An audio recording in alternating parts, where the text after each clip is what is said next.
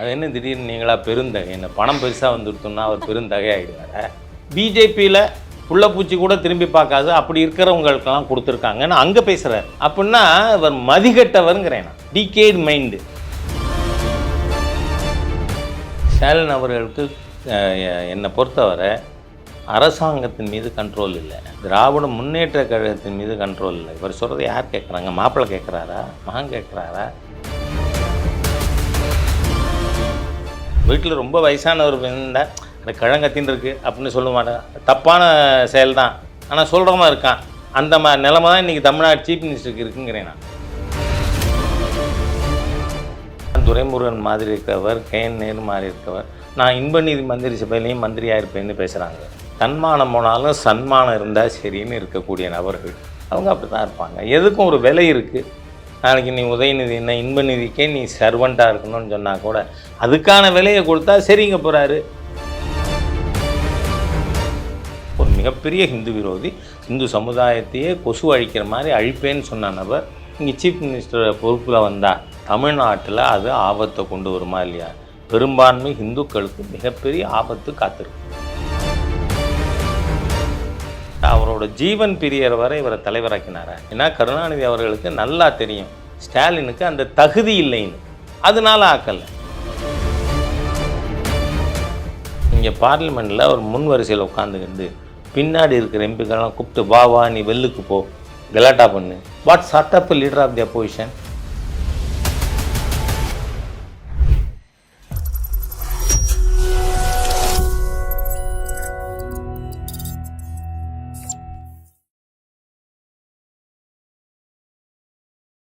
இளைய பாரதம் நேயர்களுக்கு வணக்கம். இன்னைக்கு நம்ம கூட நேர்காணல்ல பாரதிய ஜனதா கட்சியோட மூத்த தலைவரும் முன்னாள் தேசிய செயலாளருமான திரு ஹ்ராஜா அவர்கள் இணைந்திருக்கிறார். அவரை நேர்காணலுக்கு வரவேற்கலாம். வணக்கம் ராஜா சார். வணக்கம். எப்படி இருக்கீங்க? நல்லா இருக்கு. திமுக ஆட்சிக்கு வந்ததுக்கு அப்புறமா தொடர்ந்து நிறைய விஷயங்கள் வந்துகிட்டு இருக்கும்போது ஸ்டாலின் அவர்கள் எதுக்குமே சரியான விளக்கம் கொடுக்க மாட்டேங்கிறாரு அப்படிங்கிற ஒரு அதிருப்தி மக்கள் கிட்ட இருக்குன்னு நீங்க நினைக்கிறீங்களா?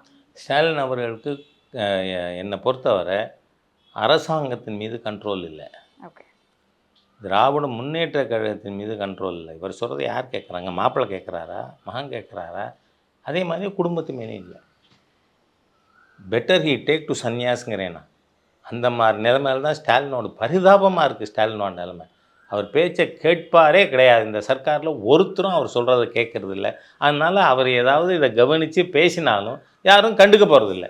வீட்டில் ரொம்ப வயசானவர் இருந்தால் அந்த கிழங்கத்தின் இருக்குது அப்படின்னு சொல்ல மாட்டேன். தப்பான செயல் தான், ஆனால் சொல்கிறவன் இருக்கான். அந்த நிலைமை தான் இன்றைக்கி தமிழ்நாடு சீஃப் மினிஸ்டருக்கு இருக்குங்கிறேன் நான். அவர் பேசுகிறத ஒருத்தரும் கேட்குறது இல்லை, அதுக்கு யாரும் கவனம் செலுத்துறதும் கிடையாது. அதனால் அவரால் ஒன்றும் பண்ண முடியலை. Okay sir. இப்படி இருக்கிற பட்சத்தில் வந்துட்டு ஸ்டாலின் அவர்களுக்கே கட்சியில் வந்துட்டு ஒரு பெரிய மரியாதை இல்லை அப்படிங்கிற பட்சத்தில் உதயநிதி ஸ்டாலின் அவர்களுக்கு துணை முதல்வர் பதவி அப்படின்னு சொல்லிட்டு இருக்கிறாங்க. எப்படி இது கட்சியில் இருக்கக்கூடிய மூத்த தலைவர்கள் மற்றவங்க எல்லாம் இதை எப்படி அக்செப்ட் பண்ணிக்கிறாங்க? அக்செப்டவே பண்ணிக்கிறதுக்கு வேறு வழி இல்லை. நீங்கள் பார்த்தீங்கன்னா துரைமுருகன் மாதிரி இருக்கவர், கேஎன் நேரு மாதிரி இருக்கவர், நான் இன்ப நீதி மந்திரி சபையிலையும் மந்திரியாக இருப்பேன்னு பேசுகிறாங்க. இவங்கெல்லாம் எந்த மாதிரியான பிரகிருதிகள் எனக்கு ஒன்றும் புரியலை. அதனால் அவங்களுக்கு தன்மானம் போனாலும் சன்மானம் இருந்தால் சரின்னு இருக்கக்கூடிய நபர்கள் அவங்க அப்படி தான் இருப்பாங்க. எதுக்கும் ஒரு விலை இருக்குது. நாளைக்கு நீ உதயநிதி என்ன இன்ப நிதிக்கே நீ சர்வெண்ட்டாக இருக்கணும்னு சொன்னால் கூட அதுக்கான விலையை கொடுத்தா சரிங்க போகிறாரு. இப்போ நீங்கள் துரைமுருகன் ஒரு அமைச்சர், சீனியர் மோஸ்ட் பர்சன், அவருக்கு எதிராக சர்க்காருக்கு சப்ளை பண்ண மணல் 36 கோடி. ஆனால் அவர் கொள்ளையடிச்சிருப்பது இதை இடியோட ஒரு ஏரியல் சர்வேல இதை வச்சு எடுத்ததில் உள்ள கணிப்பு தான். ஓகே, என்ன 4730 கோடின்னா என்ன அரசாங்கம் இது? இவருக்கு என்ன கண்ட்ரோல் இருக்குது அரசாங்கத்தில்? ஒரு மந்திரி இவர் சொல்கிறத கேட்கறல, அவங்க திருப்தியாக கொள்ளையெடுத்து கொண்டு இருக்காங்க. அதனால் இவரும் அதை சொன்னாலும் யாரும் கேட்க போகிறதில்லை இவர் சொல்கிறத. அதனால் இந்த சர்க்கார் ஏதோ இவங்க ஆண்டவன் நம்புகிறாங்களோ இல்லையோ, ஆண்டவன் கிருபையில் ஏதோ நடக்கிறது. இது என்னன்னா சார், வடிவேல் காமெடி மாதிரி பகவதி குட்டி பகவதி அப்படின்னு சொல்லுவாங்க இல்லையா? ஸோ அந்த மாதிரி சீஃப் மினிஸ்டர்னு ஒருத்தர் இருக்காரு, ஆனால் சுற்றி அங்கங்கே அவங்க வந்துட்டு தனித்தனியாக அவங்களுடைய ராஜ்யத்தை ஆழ்ந்துக்கிட்டு இருக்காங்க அப்படின்னு எடுத்துக்கலாமா? அதான் நடக்கிறது. நேற்றுக்குன்னா எனக்கு கூட ஒரு ஆச்சரியம் தான். திமுக கொடி கட்டி ஒரு வண்டி வருது, பின்னாடி சின்னவர் அப்படின்னு எழுதியிருக்கு. எல்லாம் தயாராகிட்டாங்க. அதனால் ரெண்டாவது சட்டப்படி பார்த்தா it is prerogative of the chief minister. அவங்களுக்கு மெஜாரிட்டி இருக்குது, அது என்ன வேணால் பண்ணலாம். ஆனால் பண்ணுறது முறைதானா அப்படிங்கிறது தான் நம்ம டிஸ்கஷன். இசிடி எத்திக்கல் அதுதான் பேசுகிறோம். ஒரு பெரும்பான்மை மதத்தை நீதிமன்றங்களே அவர் கண்டிச்சிருக்கு. ஒரு அமைச்சராக இருக்கிறவர் நீங்கள் பார்த்து பேசுகிறது இல்லையா வார்த்தைகள்னு. அந்த மாதிரி ஒரு ஹிந்து மதத்தை கொசு அழிக்கிற மாதிரி அழிச்சிடுவேன்னு பேசின ஒரு நபர் வந்தால் ஹிந்துக்களுக்கு இப்போவே பாதுகாப்பு இல்லாத ஒரு சூழ்நிலை, அது இன்னும் மோசமாக போகும். உதயநிதி போன்றவர் சீஃப் மினிஸ்டராக இருந்தால், ஹிந்து விரோதிகள் சீஃப் மினிஸ்டராக இருந்தா அப்படின்னு சொல்கிறேன். Okay sir. எனக்கு இதுலேயே இன்னொரு கேள்வி இருக்குது. என்ன அப்படின்னா, இப்போ கருணாநிதி அவர்கள் முதல்வராக இருக்கும்போது ஸ்டாலின் அவரோட ஒரு ஒரு நெடிய பயணம்னு சொல்லலாம். அவருடைய அரசியல் பயணம் சின்ன வயசுலேருந்து தந்தையோடு இருந்து நிறைய விஷயங்களை பார்த்துட்டு வந்திருப்பார். ஆனால் உதயநிதி அவர்களை எடுத்துக்கும் போது வந்துட்டு அவர் சினிமா துறையில் இருந்திருக்கிறாரு, அரசியலுக்கு வரமாட்டேன்னு பல தடவை சொல்லியிருக்கிறாரு. ஆனால் திடீர்னு வந்து அரசியலுக்குள்ளே வராரு, முதல் எலெக்ஷன்லேயே ஜெயிக்கிறாரு, உடனடியாக அமைச்சர் பதவி அப்படிங்கும்போது அடுத்தடுத்து அவருக்கு எல்லா விஷயங்களும் ஈஸியாக கிடச்சிருச்சு. என்ன சொல்கிறேன், என்டி ராமாராவ் கட்சி ஆரம்பித்தார், உடனே சீஃப் மினிஸ்டர் ஆனார். ஆரம்பிச்சு 70 நாளில். அதனால் ஜனநாயகத்தில் மக்கள் ஓட்டு போட்டால் ஒரு கட்சி வரட்டும், அந்த கட்சி யாரை சூஸ் பண்ணுவதோ அவங்க தான். பொலிட்டிக்கலி நான் அதை பற்றி காமெண்ட்டே பண்ண மாட்டேன். ஆனால் தமிழ்நாட்டில் அது ஆபத்தை கொண்டு வருமா இல்லையா? பெரும்பான்மை இந்துக்களுக்கு மிகப்பெரிய ஆபத்து காத்திருக்கு. ஏன்னா ஒரு மிகப்பெரிய ஹிந்து விரோதி, ஹிந்து சமுதாயத்தையே கொசு அழிக்கிற மாதிரி அழிப்பேன்னு சொன்ன நபர் இங்கே சீஃப் மினிஸ்டர் பொறுப்பில் வந்தால் அது வந்து பெரும்பான்மை சமுதாயத்துக்கு ஆபத்து தானே. இந்து கோவில்கள் ஏற்கனவே இந்த அல்லோலியா பாபுவோட நிர்வாகத்தில் அது அழிக்கப்பட்டு கொண்டு இருக்குது, கொள்ளையடிக்கப்படுகிறது, சூறையாடப்படுகிறது. அப்படி இருக்கிறத இன்னமும் வந்து ஸ்டாலின் வந்தா, அந்த இது உதயநிதி வந்தா தமிழ்நாட்டுக்கு இன்னும் மேற்கொண்டு ஆபத்து தான். என்ன மாதிரியான ஆபத்துகள் வரும்னு நினைக்கிறீங்க? இப்போ நம்ம கோவில்களை இங்கே கிளாம்பாக்கத்தில் பஸ் ஸ்டாண்ட் இப்போ தானே வந்திருக்கு. அங்கே ஏற்கனவே 30 வருஷமாக இருந்த கோவிலில் இந்த சர்க்கார் இடிச்சுதான் அடிக்கலையா? இடிச்சுது. ஓகே. அந்த மாதிரி கோவில்கள் இடிக்கப்படும், இந்துக்களுக்கு மத சுதந்திரம் முடக்கப்படும். ஏன்னா கொசு அழிக்கிற மாதிரி அழிப்பேன்னு சொல்லியிருக்கிற நபர், அதனால் ஆபத்து இருக்கும். நம்ம கோவில்களுக்கு ஆபத்து, இந்துக்கள் கோவில் போகிறதுக்கு ஆபத்து, அந்த மாதிரியாக இருக்கும். ஓகே. அதே மாதிரி இதை தாண்டி வேறு என்னென்ன மாதிரியான பிரச்சனைகள் வரும்னு நினைக்கிறீங்க? நீங்கள் இந்த 3 ஆண்டில் நாம் ஏற்கனவே சொல்லி வந்தது தான், திராவிட முன்னேற்ற கழகம்னா it is synonymous with corruption. Okay. ஒவ்வொரு துறையிலும் நீங்கள் ஒரு பாராளுமன்ற உறுப்பினருக்கு 65,000 கோடி இருக்கும்னு ஒரு சோஷியல் மீடியாவில் மதிப்பீடு. சரி, மந்திரிகளுக்கு 6,000 8,000. சரி, இந்த நீதிமன்றம் குட்டலைன்னா ஜெயிலில் இருந்த செந்தில் பாலாஜி கண்டினியூ பண்ணியிருப்பார், ஜெயிலே மந்திரியாக இருந்தார். நீதிமன்றம் திருப்பி கேட்டதும் பப்ளிக்கில் ஒரு ரியாக்ஷன் வந்ததும் அவரை மந்திரி பொறுப்புலேருந்து ராஜினாமா பண்ணியிருக்கார். ஆக சட்டத்தை மதிக்காத, சட்டத்துக்கு மரியாதை இல்லாத ஒரு ஆட்சி இது. இப்படித்தான் இருக்கும் திமுக சர்க்கார்னு நாம் நினச்சோம். ஏன்னா திரு கருணாநிதி அவர்கள் அனுபவமானவர், நீங்கள் கேட்டீங்க. ஆனால் அவரோட ஜீவன் பிரியர் வரை இவரை தலைவராக்கினாரா? ஆக்கலை இல்லை. ஏன்னா கருணாநிதி அவர்களுக்கு நல்லா தெரியும் ஸ்டாலினுக்கு அந்த தகுதி இல்லைன்னு, அதனால ஆக்கலை. இல்லைன்னா தன் மகன் தானே ஆக்கியிருக்கலாம்ல. அவர் இறந்ததுக்கப்புறம் தான் இவர் தலைவரே ஆறார். ஆகவே ஸ்டாலின் அரசாங்கமே ஒரு தகுதி இல்லாமல் யார் வேணாலும் வந்து லூட்டு பண்ணிக்கோங்கிற மாதிரி இருந்த அரசாங்கம் இப்போ அப்படி தான். நீங்கள் பாருங்கள், இன்றைக்கி அரசாங்க பள்ளிக்கூடத்தில் 4,500 பள்ளிக்கூடத்துக்கு ஹெட்மாஸ்டர் கிடையாது. என்ன சர்க்கார் இது? பஸ்ஸில், அரசு பஸ்ஸு டயர் கழண்டு ஓடுறது, வந்து சீட்டில் உட்காந்துருக்கிறவர் கீழே விழறார். அரசு போக்குவரத்து துறைக்கு 300க்கு மேற்பட்ட பணிமனைகள் இருக்குது. ஓகே. எல்லா பணிமனையும் அடமானத்தில் இருக்கா இல்லையா? அண்டா குண்டா அடகு வச்சுன்ற பாட்டே ஸ்டாலின் சர்க்காருக்கு தான் பொருந்தும். ஆக இந்த அரசாங்கம் இவ்வளோ மோசமாக இருக்கிறது, still there will be further deterioration. இன்னும் உதயநிதி மாதிரி ஆள், பொறுப்பில்லாத ஆள் வந்தார். ஓகே. இப்ப நீங்க போக்குவரத்து துறை அப்படின்னு வரும்போது சார், போக்குவரத்து துறைக்குன்னு ஒரு ஒரு தனியா ஒரு ஒதுக்கீடே இருக்கு. அப்படி இருக்கும் பட்சத்துல ஏன் இன்னுமே பேருந்துகள் வந்து சரியா பராமரிக்கப்படல? இல்ல ஒரு எஃப்சி டெஸ்ட் பாஸ் பண்ணோம் அப்படின்னா கூட, அது ப்ராப்பரா செக் பண்ணி எல்லாத்தையுமே பார்த்து தான் ஒரு அப்ரூவலே குடுப்பாங்க. அப்படிங்கிற பட்சத்துல நெறைய பஸ் ஆக்சிடென்ட்ஸ். இப்ப ரீசென்ட்டா கூட நெறைய வீடியோஸ் நம்ம பார்த்தோம். பிரேக் பிடிக்கலன்னு சொல்லிட்டு ஒரு பஸ் கடை இடிச்சுட்டு உள்ள வர்றது, போறவங்க மேல ஏறிட்டு போறது. இந்த மாரி கண்மூடித்தனமா நெறைய ஆக்சிடென்ட்ஸ் நடக்கிறது. போக்குவரத்து துறை இதுக்கான ரெஸ்பான்சிபிலிட்டி தமிழ்நாட்டில் எடுத்துப்பாங்க. 2 துறை ரொம்ப மோசமான நிர்வாகம். ஒன்று மின்சாரத்துறை, இன்னொன்று போக்குவரத்து துறை. மின்சாரத்துறையில் உங்களுக்கு போன மாதம் 3000 வந்திருக்கலாம், இந்த மாதம் 15,000 வரும். அந்த மாதிரியாக நான் ஒரு முறை யார் மேலேயா நீங்கள் அதிகாரிகள் தப்பு பண்ணாமே நடவடிக்கை எடுக்கலைன்னா நான் பில்லு பே பண்ண மாட்டேன்ட்டேன். அப்போ நடவடிக்கை எடுத்தாங்க. எல்லாருமே என்ன மாதிரியாக ப்ரெஷர் போட்டு வேலை பார்க்க வைக்க முடியுமா? முடியாது. அதனால் மின்சாரத்துறை மக்களை லெஃப்ட் அண்ட் ரைட்டு கொள்ளையடித்து கொண்டு இருக்குது. போக்குவரத்து துறை 4 பஸ்ஸு வச்சுருக்கிறவன் லாபகரமாக ரன் பண்ணுறான் தனியாரில். உங்களால் ஏன் முடியலை? காரணம் என்ன?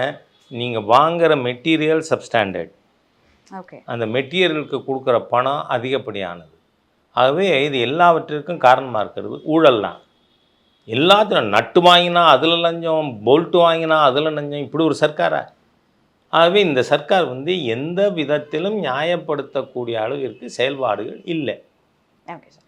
இன்னொரு பக்கம் பார்லிமெண்ட்ல ராகுல் காந்தி அவர்கள் ஒரு ஃபோட்டோ வச்சுட்டு இருக்கக்கூடிய ஒரு வீடியோ ஒன்று வந்துச்சு. அதை பற்றி நீங்களுமே கொஞ்சம் விளக்கம் கொடுத்துருந்தீங்க. இந்த மாதிரியான விஷயங்களை பண்ணியிருக்க கூடாது அப்படின்னு. எதுக்காக அவர் அதை பண்ணாருன்னு நினைக்கிறீங்க? சரி, இன்றைக்கி ராகுல் காந்தியோட பிஹேவியர் எப்படி இருக்குன்னு பார்க்கலாம். நான் அவர் வெறும் இம்மெச்சூர்டு மட்டும்தான் நினச்சேன். ஓகே.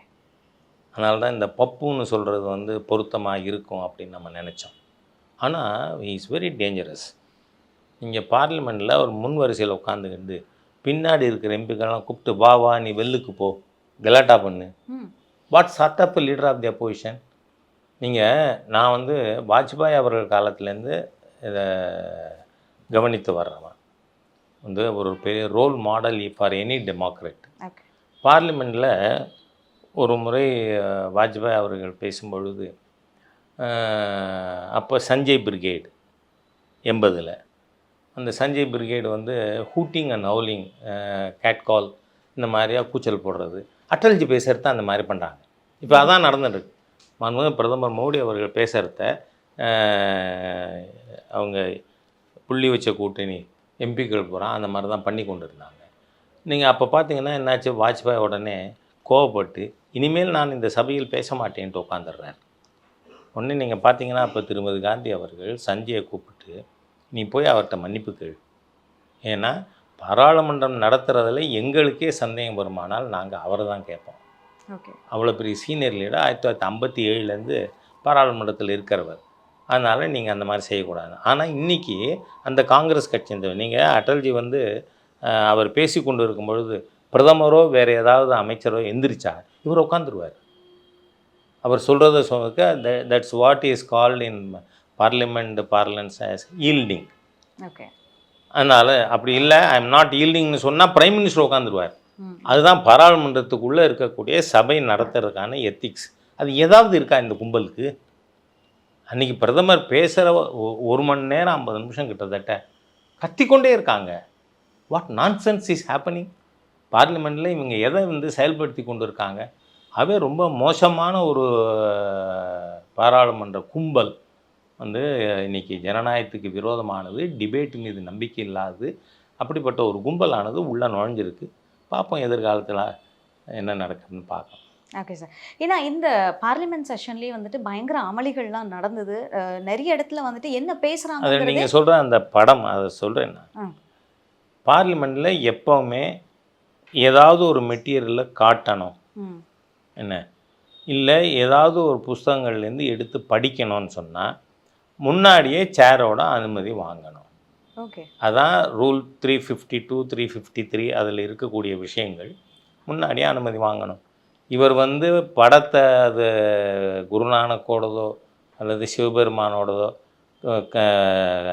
சபையில் காட்டணும்னு நினச்சா சேரிட்ட அனுமதி வாங்கியிருக்கணும் ஸ்பீக்கர்கிட்ட. ம். ஏன்னா எனக்கு இந்த மாதிரி ஒரு அனுபவம் உண்டு.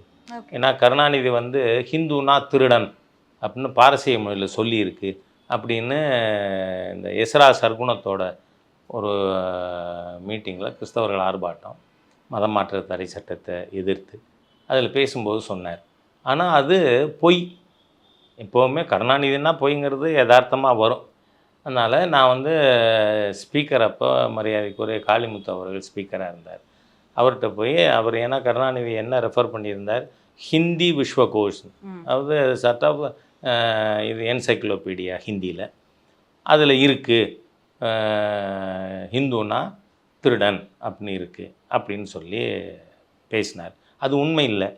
அதனால் நான் வந்து ஸ்பீக்கர்கிட்ட அதை காட்டி அதில் என்ன சொல்லியிருக்குன்னு சொன்னால், मुसलमान होने के बाद पारस निवासियों ने हिंदू का काला लुटेरा करके इत्यादि शब्दों से पुकारने की कोशिश की है. அதாவது என்னென்னா முஸ்லீம்களாக மாறிய பிறகு பார்சிகள், அவங்க பார்சியாக இருக்க இன்றைக்கும் பார்சிஸ் எங்கே இருக்காங்க, இந்தியாவில் தான் அதிகமாக இருக்காங்க. என்ன அந்த பார்சிகள் ஹிந்துன்னு சொன்னால் கருப்பர் கொள்ளையர் அப்படிங்கிற வசை சொற்களை இத்தியாதி சப்தம் சே புகாரணைக்கே குசி இந்த மாதிரி சொற்களை வைத்து அழைப்பதற்கு முயற்சி செய்தார்கள்னு இருக்குது. ஹிந்துனா திருடன் இல்லை, அவங்க சொன்னாங்கன்னு இருக்குது. அதனால் இதை நான் சொல்லும்பொழுது ஸ்பீக்கர்கிட்ட அதை காப்பியை கொடுத்து அனுமதி வாங்கி தான் பேசினேன். அந்த மாதிரி இவர் வாங்கியிருக்கணும். அதனால தான் அதை பாராளுமன்ற சபாநாயகர் அவர்கள் கூட உங்களுக்கு 352 தெரியாதா, 353 தெரியாதா, நீங்கள் எப்படி கொண்டு வந்தீங்க, அது எப்படி காட்டலான்னு கேட்டிருக்கார். ஆகவே இவர்கள் விதிகளை மதிக்காத ஒரு கூட்டம், டேஞ்சரஸ் எலிமெண்ட்ஸ் இன்றைக்கி பார்லிமெண்ட்டில் உள்ளே போயிருக்காங்க. பட் குறிப்பாக அந்த பிக்சரை காட்டுறதுக்கு என்ன ரீசன் சார்? இல்லை, அந்த பிக்சர் அவர் காட்டுறது என்னென்னா, அவர் சொல்லும்போது பேசினது இன்னும் மேலும் கண்டிக்கத்தக்கது. ஏன்னு சொன்னால் அந்த படத்தை காட்டி சொல்கிறார், சிவனுக்கு இடது பக்கத்தில் சூலம் இருக்குது. ஏன் தெரியுமா, வலது பக்கம் இருந்தால் ஈஸிலி அக்சசபிள் எடுத்து குத்திடுவார்னு. இதெல்லாம் சிவபெருமானை பற்றி பேசலாமா? ஆகவே ஒரு பாராளுமன்றத்தில்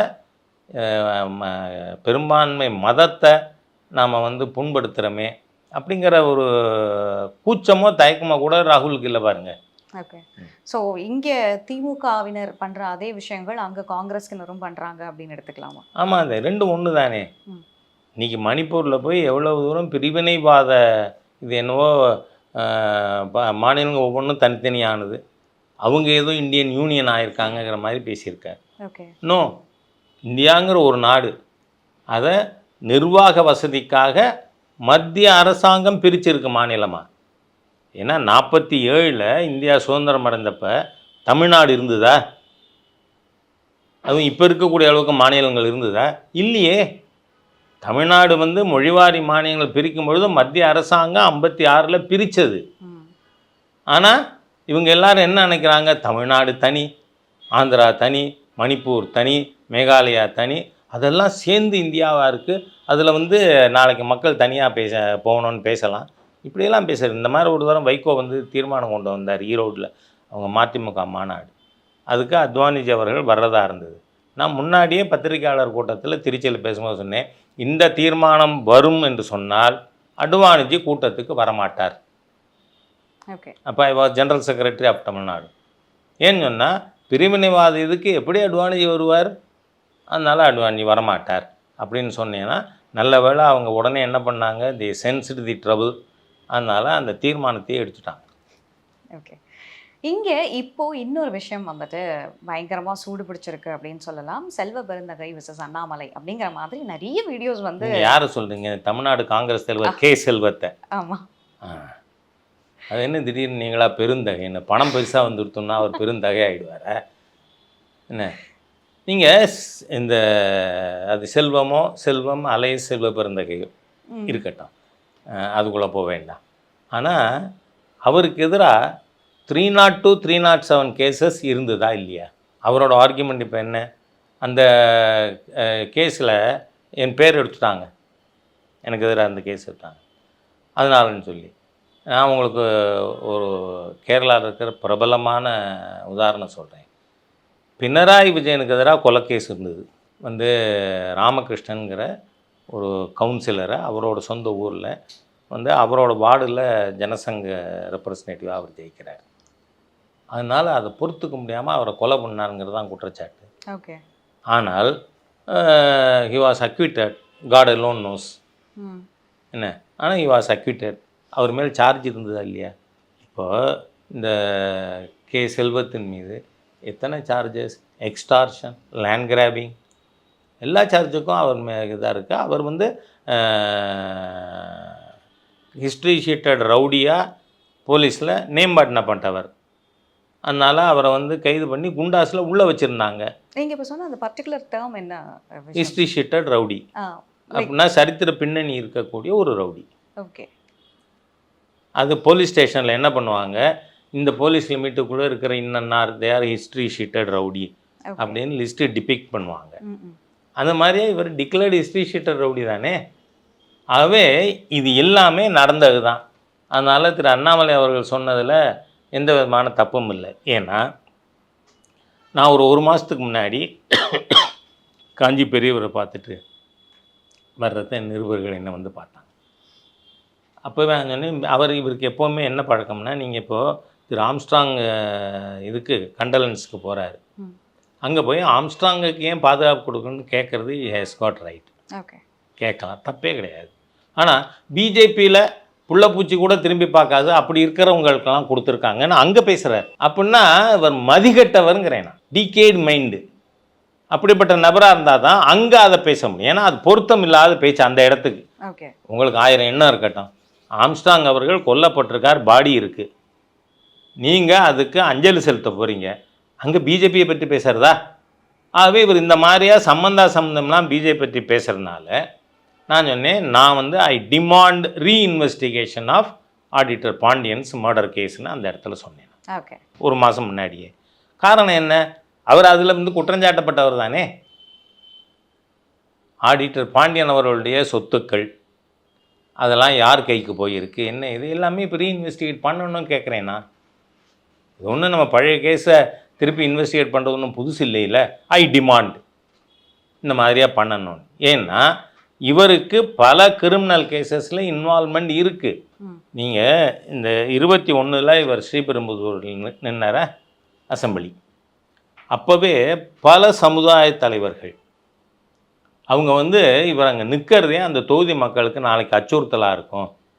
ஏன்னா இவர் வந்து அங்கே ஏன்னா ஸ்ரீபெரும்புதூர் கொஞ்சம் தொழில் நகரம், அதனால் அங்கே இருக்கிற கம்பெனிஸில் ஸ்கிராப்பை கூட நீ இன்னாருக்கு தான் விற்கணும், இன்ன ரேட்டுக்கு விற்கணும், அப்படியெல்லாம் பண்ணுறார். அதனால் அவர் நிற்கிறதையே நீங்கள் அப்போஸ் பண்ணி இது பண்ணணும். நான் இன்னும் தேர்தல் நிற்கிறது ஒருத்தர் நிற்பார்ப்பா, அதை பற்றி இல்லை, அப்படிப்பட்ட நபருக்கு ஓட்டு போட வேண்டான்னு கேளுங்க அப்படின்னு சொல்லியிருந்தேன். நிறைய பேர் அப்போ ஆடிட்டர் பாண்டியன் மர்டர் கேஸை பற்றியும் என்கிட்ட பேசினாங்க. இதெல்லாம் இவர் ஏதோ வந்து அண்ணாமலைக்கு எதிராக பேசிட்டா மக்கள் நம்புவாங்கன்னு நினச்சிருக்காரு. இல்லை, உங்களை பற்றி நிறைய பேர் சமுதாய சங்கங்கள் பிரதிநிதிகள் என்கிட்ட பேசியிருக்காங்க. அது எல்லாத்தையும் விட இவர் எவ்வளவு மோசமான நபர், காங்கிரஸ் கட்சின்னு இல்லை எந்த கட்சிக்கும் தலைவராக இருப்பதற்கு அருகதையற்ற நபருங்கிறதுக்கு அவர் திரு அண்ணாமலை அவர்களை மிரட்டி இருக்கிற விஷயம். என்ன சொல்லி மிரட்டி இருக்கார், நான் தலித்துங்கிறதுனால எவ்வளோ பெரிய ஒரு விஷமத்தனமான ஒரு புத்தி, நான் தலித்துங்கிறதுனால நீங்கள் என்னை குற்றஞ்சாட்டுறீங்கன்னு உங்களை பிசிஆர் கேஸ் போடுவேங்கிறார். அதாவது இந்த ஒரு வார்த்தையை வந்து அவங்க அரசியல் பண்றதுக்கு யூஸ் பண்ணிக்கிறாங்க அப்படின்னு எடுத்துக்கலாமா சார்? அதாவது சொந்த ஆதாயத்திற்காக நீங்க அது வந்து அந்த எண்ணம் உங்களுக்கு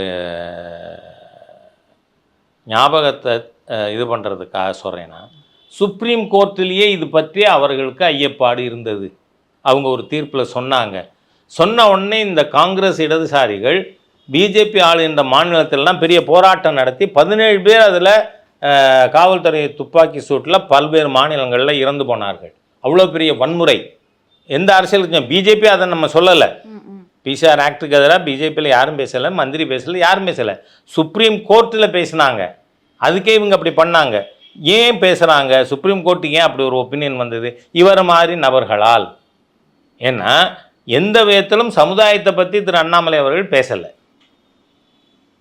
நீங்கள் PCR act is also clear.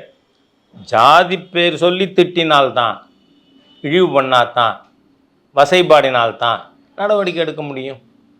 ஆனால் அது எதையுமே சொல்லலை. நாளைக்கு இவரோட இதுக்கு ஒரு நீதிபதி தீர்ப்பு கொடுக்குறார், நீதிபதி மேலே பிசிஆர் போட்டுருவார? What is this nonsense? அப்படின்னா என்ன அர்த்தம்? வேறு எந்த சமுதாயத்தையும் நான் ஏற்க மாட்டேன், மதிக்கலைன்னு இவர் சொல்கிறாருன்னு அர்த்தம். காங்கிரஸில் இருக்கிற எல்லா தலைவர்களும் அவங்க கொஞ்சம் நிமிர்ந்து உட்காரணும்னு கேட்டுக்கிறேன் நான். இவ்வளோ மோசமான ஒரு நபரை தலைவராக எப்படி ஏற்றுன்னு இருக்கீங்க? அவர் சொன்ன அந்த வார்த்தைக்கு they should have protested, not BJP or Raja. Congress leaders வந்து இந்த மாதிரியா நீ எப்படி அவர் வந்து சமுதாயத்தை பற்றி பேசாத பொழுது நீ இது வந்து அண்ணாமலை அவர்களுக்கு மட்டும் அச்சுறுத்தலா? No, this threat to everybody in Congress also. நாளைக்கு கட்சிக்குள்ளே அவரோட கருத்தை ஏற்றுக்கலைன்னு யாராவது எதாவது சொன்னால் உடனே பிசிஆர் கேஸ் போடுவாரா? அதனால் அந்த போஸ்ட் யார் இருந்தது? சத்தியமூர்த்தி அவர்கள் போல, ராஜாஜி போல, காமராஜர் அவர்களை போல, வந்து கக்கன்ஜி போல இவங்கள்லாம் தலைமை தாங்கி வழிகாட்டின ஒரு கட்சிக்கு இந்த கே செல்வமா? ரொம்ப இட்ஸ் எ டேஞ்சரஸ் திங். இதை பற்றி காங்கிரஸ் தலைவர்கள் யோசிக்கட்டும். I leave it to them. Okay sir. ஏன்னா இந்த பிரச்சனை இன்னும் தொடர்ந்துட்டே இருக்குது. இப்போ கூட அண்ணாமலை அவர்களுடைய உருவ உண்மையெல்லாம் வந்து எரிச்சுக்கிட்டு இருக்காங்க, தொடர்ந்து போராட்டம் நடத்திக்கிட்டு இருக்காங்க. இதை எப்படி ஸ்டாப் பண்ண முடியும் அப்படின்னு நினைக்கிறீங்க? நான் இந்த வாட் ஷுட் தே டு? கருப்பு கொடி காட்டுறது இல்லை உருவ உண்மை எரிக்கிறது அண்ணாமலை அவர்களுக்கு ஆயுசு கூடும், அதனால் கவலைப்பட வேண்டாம் அப்படின்னு சொல்லணும். ஏன்னா இங்கே ஒரு முறை மொரார்ஜி பாய் தேசாயிட்ட ஒரு பிஎம்ஆர் கட்சி 77 உங்களுக்கு காங்கிரஸ்காரங்க நீங்கள் போகிற இடத்துல கருப்பு கொடி காட்ட போகிறாங்கன்னு தகவல் சொன்னார். அவர் சொன்னார் அது வெஸ்டர்ன் கான்செப்ட், கருப்பு வந்து அசுபம்னு. இந்தியன் கான்செப்ட் கருப்பு மங்களம், இங்கே வெள்ளை தான் அசுபம். அதனால் வந்து கருப்பு கொடி காட்டினா எனக்கு ஆயுசு கூடும், காட்டட்டோன்ட்டார். அது மாதிரி இவங்க கருப்பு கொடி காட்டுறதோ இல்லை குடும்பாவி கொளுத்துறதோ அண்ணாமலைக்கு ஆயுசு கூட அதை பற்றி கவலைப்பட வேண்டாம். ஆனால் இதை அரசாங்கம் அனுமதிக்கக்கூடாது. எனக்கு தெரிய சோனியா காந்தியினுடைய உருவம் எரிச்சதுக்கு எங்கள் பிஜேபி கட்சிக்காரங்க மானாமதுரையில் சிவகங்கையில் கைது செய்யப்பட்டார்கள். இன்றைக்கி கோர்ட்டுக்கு போயின்னு இருக்காங்க, வழக்கு நடக்கிறது. அதுக்கெல்லாம் அப்படி பண்ணுவீங்க, இவங்க மேலாம் நடவடிக்கை எடுக்க மாட்டீங்களா? பிஜேபி மாநில தலைவர்னா ஒரு ஏற்கனவே ஹிஸ்ட்ரி ஷீட்டட் ரவுடியாக நேம் பண்ணப்பட்ட ஒரு நபருக்காக இவ்வளோ கலாட்டா நடக்குமா? It should be stopped. இதுதான் சொல்கிறேன் நான். டிஜிபி திரு சங்கர் ஜெய்வால் அவர்கள் இதுக்கு கவனம் செலுத்துங்க. சும்மா நீங்கள் பிஜேபிக்கு எதிராக அல்லது மற்ற திமுகவுக்கு எதிராக யாரும் பேசினா அவங்களுக்கு பின்னாடியே ஓடின்னு இருக்காதீங்கிறேன். ஓகே. ஸோ இதுக்கு காவல்துறையாக முன் வந்து ஏதாவது பண்ணணும்ல? இம்மிடியட்டாக இப்போ தான் மானாமதுரில் கேஸ் போட்டது அன்றைக்கி சீஃப் மினிஸ்டர் சொல்லியா போட்டாங்க? No, local police. ஓகே. அப்போ இங்கே காவல்துறை கிளியர் இன்ஸ்ட்ரக்ஷன் கொடுக்கணும். ஏன்னா குடும்பாவே கொளுத்தக்கூடாது, நெருப்பு வைக்கிற விஷயம். அதனால் அவங்க then and there they should have arrested the people, book the case. அது நடந்திருக்கணும். நடக்கலைன்னா இப்போ நடக்கணும்னு கேட்குறேன் நான். Okay sir. இப்போ ஆம்ஸ்ட்ராங்குடைய கொலையிலேயே வந்துட்டு நிறைய சந்தேகங்கள் இருக்கிறதா வந்துட்டு சொல்லப்படுது. இப்போ கூட வந்துட்டு கமிஷனர் அவர்களையே மாற்றிருந்தாங்க. அதுக்கு காரணமே வந்துட்டு நிறைய விஷயங்கள் காவல்துறைக்கு தெரிஞ்சு தான் நடந்தது அப்படிங்கிற ஒரு குற்றச்சாட்டையும் முன் வைக்கிறாங்க. இது உண்மையா? நீங்கள் முதல்ல இந்த மாதிரியானதுக்கே உளவுத்துறை இருக்குது, கியூ பிரான்ச் இருக்குது. இவங்களுக்கெல்லாம் என்ன வேலை? அதுவும் கியூ பிரான்ச்சுக்கெல்லாம் இந்த ஆர்கனைசேஷன்ஸ் அண்ட் பார்ட்டிஸு அவங்க மூமெண்ட்டு என்ன பிளான் பண்ணுறாங்க அப்படிங்கிறது இருக்கணும். நீங்கள் இந்த கொலை நடந்தது அவரோட ஆதரவு ஏரியா, அவர் வீடு இருக்கிற இடம் அங்கே நடந்திருக்குன்னா காவல்துறைக்கு ஏற்கனவே தெரியாதா? ஆனால் திரு சந்தீப் ராட்டோடு என்ன சொல்லியிருந்தார், வந்து அந்த மாதிரி அவருக்கு த்ரெட்டு பெர்செப்ஷன் இருக்கிறதா எங்களுக்கு தகவல் இல்லைன்னு. ஏன்னா பல்வேறு விஷயங்கள் வெளியில் பேசப்படுதா, அதை பற்றி நான் வந்து அதுக்கு முக்கியத்துவம் கொடுக்க விரும்பலை. ஆனால் அங்கே திருமாவளவனும் கே செல்வமும் பேசியதை நாம் அந்த மாதிரி புறந்தள்ளி போக முடியாது. ஏன்னா அவங்க 2 பேரும் என்ன சொல்லியிருக்காங்க, இப்போ 8 பேரும் நோ சரண்டர் ஆகியிருக்காங்க. அந்த 8 பேர் சரண்டர் ஆனதை இவங்க என்ன சொல்கிறாங்க, ஜென்ரலாக வந்து இப்போ மாயாவதி அவர்களாக இருக்கட்டும், பிஜேபியாக இருக்கட்டும், ஈவன் டாக்டர் ராமதாஸ் அவர்கள் எல்லாருமே என்ன சொல்கிறாங்க, ஒரு இம்பார்ஷியல் விசாரணைங்கிறது சிபிஐ இருந்தால் தான் இருக்கும். இது வந்து கலர்டாக இருக்கலாம். அதுக்கான நிறைய உதாரணங்கள் இருக்குது, சொல்ல தயார். அதனால் அதுக்கு சிபிஐ விசாரணை வேணும்னு கேட்டது. இவங்க 2 பேரும் என்ன சொல்லியிருக்காங்க, சரண்டர் ஆனவர்கள் குற்றவாளிகள் அல்ல. அப்படின்னா உங்கள் 2 பேருக்கும் குற்றவாளி யாருன்னு தெரியுமா இல்லையா? தெரிஞ்சுதானே அதை சொல்கிறீங்க. இவங்க 2 பேருக்கும் நோட்டீஸ் சர்வ் பண்ணி இவங்க 2 பேரையும் விசாரணை பண்ணணுங்கிறேன் நான். ஓகே. அஃபீஷியலாக போலீஸு நோட்டீஸ் சர்வ் பண்ணி இவங்க 2 பேர், காரணம் என்ன, அவங்க 2 பேரும் என்ன சொல்லியிருக்காங்க, சரண்டர் ஆனவன் குற்றவாளி இல்லைன்னு. அப்படின்னா உங்களுக்கு குற்றவாளி யாருன்னு தெரிஞ்சதுனால சொல்கிறீங்க. கம் அவுட் இந்த interest of law and order, இந்த interest of protection of political leaders. அதனால் அது கொடுக்கணும். ஏன்னா தமிழ்நாட்டில் என்ன வேணால் நடக்கலாம். நீங்கள் வந்து இப்போது இந்த ராமஜெயம்னு ஒருத்தர் இருந்தார்ல, அவருக்கு என்ன ஆச்சு? நேருவோட பிரதர். அவர் என்னமோ வாக்கிங் போகிறத புல்லு தடிக்கி விட்டு கீழே வந்து செத்து போயிட்டாருங்கிறாங்க. என்ன நடந்தது? இன்னி வரைக்கும் உண்மை வந்திருக்கா? ஒரு பெரிய சீனியர் மினிஸ்டரோட பிரதருங்க. இந்த சர்க்கார் வந்து இன்றைக்கி 38 மாதம் ஆச்சு. வெக்கமா இல்லை? கேட்டால் தமிழ்நாடு என்ன ஸ்காட்லாண்டு போலீஸா? ஸ்காட்லாண்டுன்னு எழுதுறதுக்கு ஸ்பெல்லிங் வராது, தெரியாது உங்களுக்குங்கிறேன் நான். What sort of a government we are having? இன்றைக்கி RSS BJP leaders including auditor Ramesh எத்தனை பேர் கொல்லப்பட்டிருக்காங்க? யாரோட கேஸில் இன்னி வரைக்கும் இறுதி தீர்ப்பு வந்திருக்கு? ஏன் வரல? ஸோ இந்த மர்டர்ஸ்க்கு எல்லாத்துக்கும் பிஹைண்ட்லேயுமே வந்துட்டு சில பொலிட்டீஷியன்ஸ் இருக்காங்கங்கிறது மட்டும் இல்லை, அரசியல் சக்தி இருக்குது. ஓகே. வந்து பிஜேபி ஆர்எஸ்எஸ் இந்து முன்னணி லீடர்ஸ் கொலையில் இஸ்லாமிய அமைப்புகள் இருக்குது. ஓகே. எல்லாருமே அது பரமக்குடி முருகனாக இருந்தாலும் யார் பண்ணா இஸ்மாயில், போலீஸ் பக்ருதீன், இதே பேர் அவங்க ஜெயிலில் இருக்காங்க. ஆனால் அதே பேர் திருப்பி சொல்கிறது. இந்த மாதிரியாக ஏன் ராமஜெயத்துக்கு தெரியாதா இந்த அரசாங்கத்துக்கு? இன்னி வரைக்கும் ஏன் வரல? ஏன் உண்மையான குற்றவாளி கைதாகலை? நீங்கள் கோயம்புத்தூரில் ஹிந்து முன்னணியுடைய பத்திரிகை தொடர்பாளர் சசிகுமார், அவரை கொன்ன உண்மையான குற்றவாளிகளை கண்டுபிடிச்சது NIA, not state police. Okay. அதனால் எனக்கு தமிழ்நாடு போலீஸ் மீது நம்பிக்கை இல்லை தான். உண்மையை பேசுகிறது வருத்தமாக தான் இருக்குது. தமிழ்நாடு போலீஸ் மீது நம்பிக்கை இல்லைன்னு சொல்கிறதுக்கு really I am very sorry for it. ஆனால் அதானே உண்மை. வந்து பரமக்குடி முருகன் கேஸில் இன்வெஸ்டிகேஷன் ஆஃபீஸர் வாஸ் ரிமூவ்டு. ஏன்னா அவர் உண்மையான குற்றவாளியை நெருங்கிட்டார். அந்த மாதிரி நிறைய கேஸ் இருக்குது. Glaring example Ramajayam case. ஒரு சீனியர் அமைச்சரோட ஓன் பிரதர் திருச்சியில் வாக்கிங் போகிறத கொண்டு இருக்காங்க மார்னிங். இன்னி வரை கண்டுபிடிக்கலையே. ஸோ இந்த மாதிரி மர்டர் கேசஸ்லாம் வந்துட்டு நீங்கள் சொன்ன மாதிரி குற்றவாளியை நெருங்குறாங்க ஒரு போலீஸ் ஆஃபீஸர், இல்லை கண்டுபிடிக்க போகிறாங்க அப்படிங்கிற பட்சத்தில் அதை டைவர்ட் பண்ணுறதுக்கு ஈதர் அவங்கள வந்து pressure from higher ups. Yes, அதான் நான் கேட்குறேன். அவங்கள சப்ரெஸ் பண்ணுறாங்களா போலீஸ் ஆஃபீஸர்ஸ்? அதான் சொல்கிறேன், இருக்குது. மேலிருந்து அழுத்தம் காரணமாகவே ஐஓ வாஸ் டிரான்ஸ்ஃபர்டுங்கிறேன் நான் அந்த கேஸ்லேருந்து. அதனால் இந்த மாதிரி நிறைய தகவல் இருக்குது. ஒன்று ஒன்றா பேசிட்டே போகலாம். எந்த கேஸும் இந்த இதை இறுதியாக குற்றவாளி தண்டிக்கப்பட்டார்னு வள்ளியே. அதனால் காவல்துறையை டோட்டலி ரிமேம் பண்ணோம். ஒரு கமிஷனரை மாற்றினேன், இங்கே ஒரு அதிகாரி மாற்றினேன், அங்கே ஒரு அதிகாரி மாற்றினேன். ரெண்டாவது பொலிட்டிக்கல் இன்டர்ஃபரன்ஸ் இருந்தால், நான் காவல்துறை அதிகாரிகள் வந்து இது எந்த கேஸ்லையுமே கண்டுபிடிக்கலன்னு சொல்ல மாட்டேன். ஆனால் தண்டனைக்கு அவர்களை உட்படுத்துறதுக்கு மேலேருந்து சிக்னல் வரல, அதான் காரணம். அப்போ டோட்டல் நான் இன்டர்ஃபரன்ஸ் இருந்தால் பை அண்ட் லார்ஜ் போலீஸில் கண்டுபிடிச்சிருவாங்க. அதான் அந்த ஐயோ வந்து அவர் கண்டுபிடிச்சிட்டார், ஆனால் பிடிச்ச நேரத்தில் அவரை மாற்றிடுறாங்க. அப்படின்னா அது காரணம் என்ன? நீ உண்மையான குற்றவாளி வெளில தெரிய வேண்டாம்ப்பா, செத்தவன் செத்து போயிட்டான். இந்த ஆட்டிடியூடு பொலிட்டிக்கல் லீடர்ஷிப்புக்கு இருக்குது, அவங்களுக்கு கலர் இருக்குது. அதன் காரணமாக இந்த மாதிரி நடக்குது. ஸோ இதெல்லாம் மாறணும் அப்படின்னா என்ன பண்ணணும்னு நினைக்கிறேன்? பொலிட்டிக்கல் லீடர்ஷிப்புடைய மென்டல் சைக் மாறணும். அது யாராக இருந்தாலும் சரி, ஆம்ஸ்ட்ராங்கை கொலை பண்ணினவர் யாராக இருந்தாலும் சரி, அவருக்கு இந்த அதிகார வர்க்கத்திலேயே பங்கு இருந்தாலும் அப்படி இருக்கிறவர் இதில் ஈடுபட்டிருக்கலாம்னு கூட கருத்து இருக்கு.